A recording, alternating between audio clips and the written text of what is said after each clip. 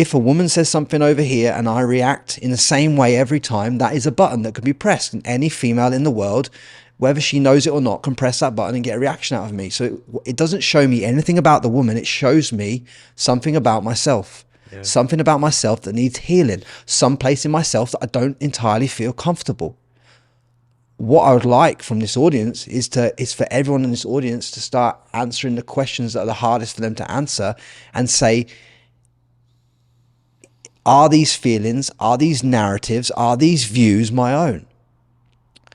You're brought into this planet with no political alignment, with no alignment to a football team, with no alignment to a country or anything like that. None of that existed. That's all been created and cocooned in that. You know, you could have quite easily gone through your whole life thinking that because you were Cuban, that life had to be harder because you were Cuban. Who told you that story? Your parents? Yeah, I mean, we definitely believe that for sure. But does it have to be your truth forever? No, and actually, I lived that story my first few years in America. We used to be proud of going to Goodwill to buy cheap shoes. And like, we were so proud that, oh, well, people over here are buying this clothes. I can buy this secondhand used pair of tennis shoes that cost me like $10. And I was proud of that. And it required me having some experiences to see wealth, to see people with money, to see abundance like you were talking about, to experience a complete different story. Like in the same city, you can have in one block, people think one way and they experience life in one way, and in another block, it's completely different. Yeah, you are living a less of a reality than you deserve, because you've preconditioned to think that is how you should exist. Because most people have never questioned every narrative and every story in their life and asked themselves, do I truly own this? So the way that I want everyone to do this is to start writing down all the common stories that you tell yourself. Okay, one of them could be, I'm not good enough. Okay, why? Where did that come from? Who told you that?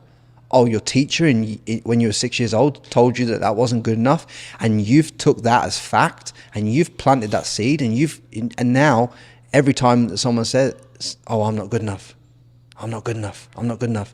So you've took a story, you took someone else's story, and you've grown this seed into a tree in your mind until it takes over your narrative, until someone says this and you say this now. It's like we mentioned before the podcast, you said I could swear, you said I could do this, I could do that, I can say what I want here. And I said, what did I say to you? Axel, I am working to deconstruct the programming of the swearing. Where did the swearing come from? It came from the boxing gym. It came from carpentry.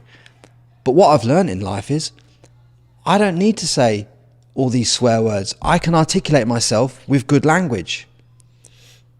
But I was just putting those words in instead of pauses, because I had to feel like I had to say something.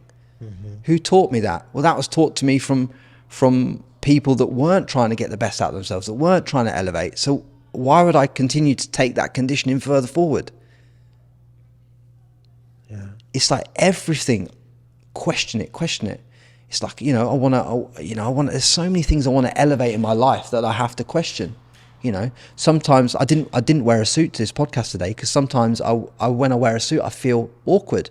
It's like, okay, where did that first come in then? Mm-hmm. That's a question I'm asking myself today. Why do you feel awkward when you're dressed nicely in a suit? Where does that come from?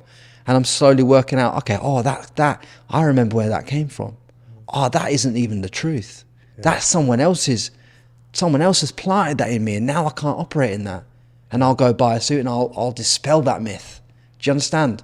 Yeah. So I'm not sitting here today telling everyone on this podcast that I'm the full, healed, rounded article. No, I've got a lot of buttons on my remote control that people can press and still get reactions to. But it's a damn sight less than what I started with. And that's okay, because I'm moving towards being as rounded version of Frankie Lee as I possibly can. And I just want you to move forward to be the best Axel that you can be, and I want your brother to move towards the best version of himself, and I want everyone on this audience to just be open to the fact of like Question every narrative that you've been told. Question every political stance that you've been indoctrinated to take. Question every belief. Question every pattern. Why do I do this? You know? Why? Where did it come from? Who taught me that? Yeah. Because it's the difference between rights. There's no rights and no wrongs. But we're taught right and wrong. There is no rights and wrongs. I mean, obviously there's the obvious ones, which is like, you know, be kind to thy neighbor, don't steal other people's property and stuff like that. That are like the biblical, that are the spiritual, that are the natural laws of the universe type laws. But the fact that Frankie Lee can't wear a suit without feeling awkward right now, that story's been implanted. That's not the truth.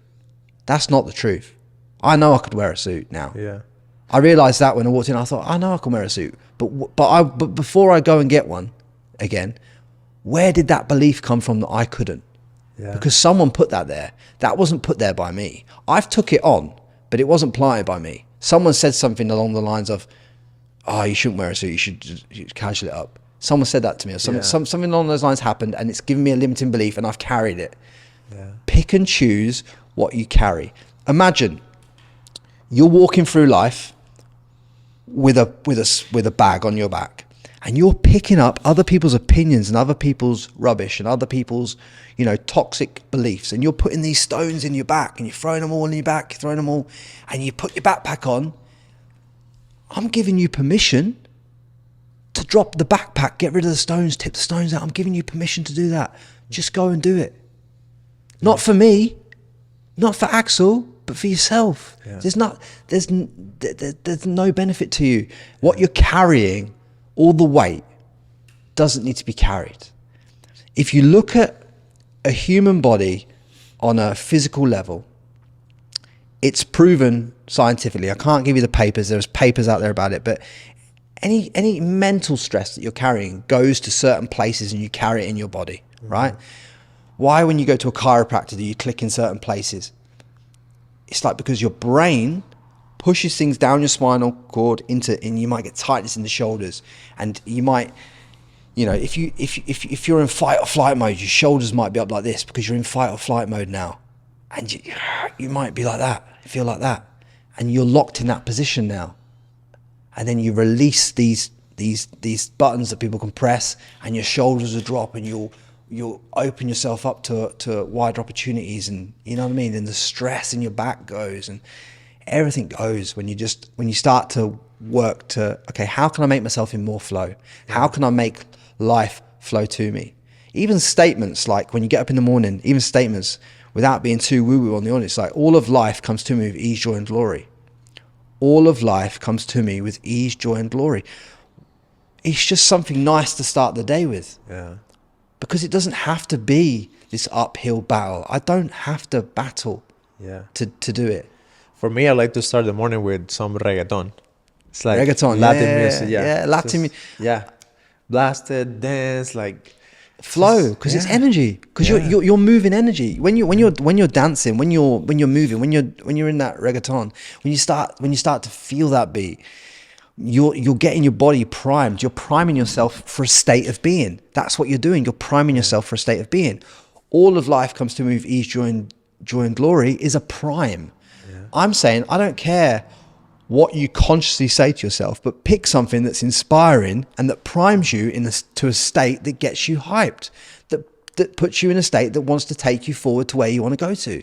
So you get to choose every day how you start it. You can either start it with problem, someone wants to cancel the mastermind, someone's doing blah, blah, blah, blah, you got to do refunds, blah, blah, blah, all this. You can start it with that, or you can start it with all of life comes to me with ease, joy, and glory. Everything that's meant for me is not going to pass me by.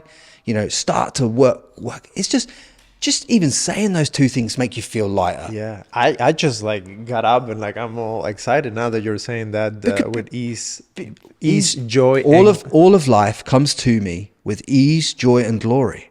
Why wouldn't you say it? Yeah, why wouldn't you say it? There's no. It doesn't cost you anything. Yeah, it's like, I think life is easy or as hard as you want to make it in a lot of ways. If you disagree, you're triggered, which means there's something you've got to work on if you disagree with that statement, in my opinion. But you've got, this world's abundant. It's like everything's here for you. It is. You're right. And I think if you disagree with that, because like I'm just now thinking through like moments in my life when I would disagree with that, and it was not because the world was different. It was because my perspective in that moment was closed in. It was zeroed in on the difficulty, on the problem. And you're 100% right. That's something that I try to do with my friends often, and like with myself. Well, guys, thank you so much for checking in for this episode. I hope you love it. And if you did, send it to a friend. And if you can, check out this other interview over here. I'm pretty sure you're going to like it. We'll see you in the next one.